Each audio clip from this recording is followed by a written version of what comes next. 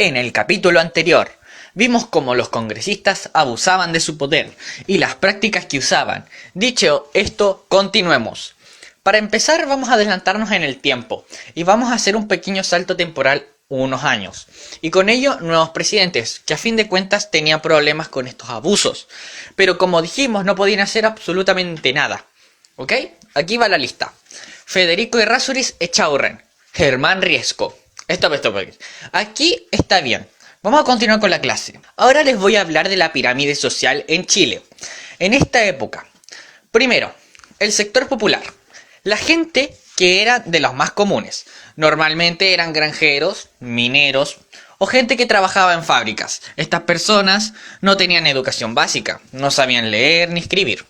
En siguiente puesto está el sector medio, que a diferencia de los anteriores, ellos sí tenían una educación básica, sabían leer y escribir. Trabajaban como juniors, secretarios, contadores, supervisor de alguna industria, en fin.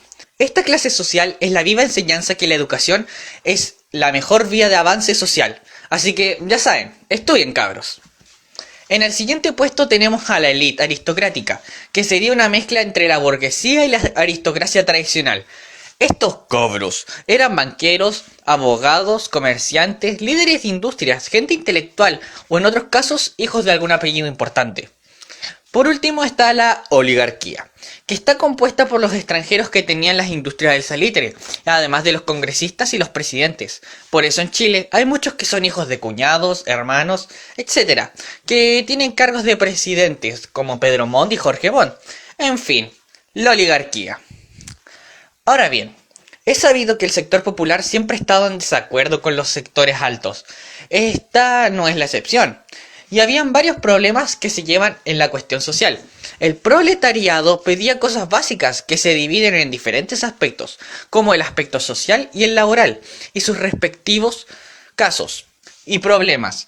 Un problema era la migración, que no dio abasto del campo a la ciudad, además de que no tenían servicios básicos fundamentales y que se crearon conventillos, a lo que también es conocido como casa tomada, en donde mucha gente vive en un solo lugar.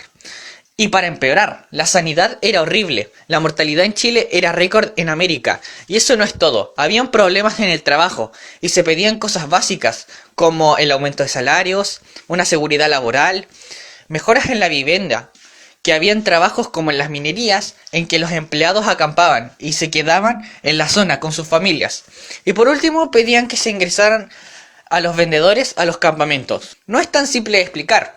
Pero básicamente la gente les pagaba con fichas. Y con esas fichas compraban el pan. Y demás cosas. Pero el problema es que ese súper lo administraban los mismos dueños. Que le dieron las fichas. Algo totalmente injusto. Querían poder comprar sus cosas con dinero real y no con fichas o dinero del Monopoly. O sea, imagínate que te pagaran con dinero de Monopoly. Los comerciantes también les hubiera gustado entrar, pero obviamente no podían, ya que estas zonas estaban prohibidas.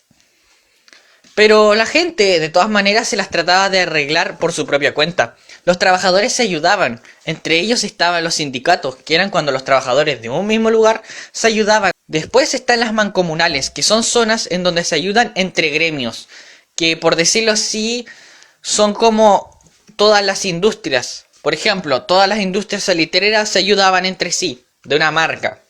Por último estaban las sociedades de socorro mutuo. Estos cobros se dedicaban a brindar una mejor calidad de vida por cuenta propia, dando por ejemplo una educación. Todos esos problemas llevan a marchas, en las que destacan tres.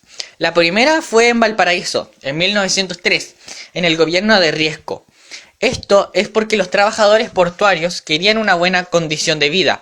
En 1905 parte la huelga de Santiago, en donde 30.000 personas protestan acerca del impuesto de la carne, que subió de precio. Por último, en 1907, en el gobierno de Pedro Montt, ocurrió la huelga de Iquique. Esta huelga tristemente finaliza con la matanza de la escuela de Santa María de Iquique. Hay mucho por hablar y no queda mucho tiempo para la prueba, además de todas las demás materias. Espero, gente, que puedan repasar. Nos vimos. Falta una cosa. ¿Cuáles son los demás presidentes que siguen en esta época parlamentaria? Pues miremoslo. Está Pedro Montt, don Ramón Barros Luco, Juan Luis Sanfuentes. Y por último,